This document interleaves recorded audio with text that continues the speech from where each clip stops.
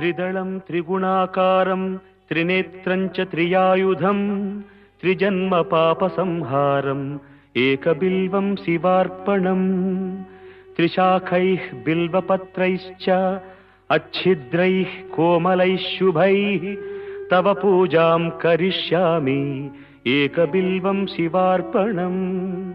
कोटिकन्या महादानं तिलपर्वतकोटयः काञ्चनं शीलदानेन एकबिल्वं शिवार्पणम् काशीक्षेत्रनिवासं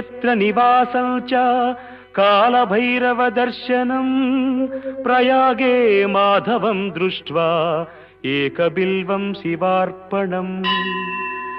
इन्दुवारे व्रतं स्थित्वा निराहारो महेश्वर नक्तं हौष्यामि देवेश एकबिल्वं शिवार्पणम्।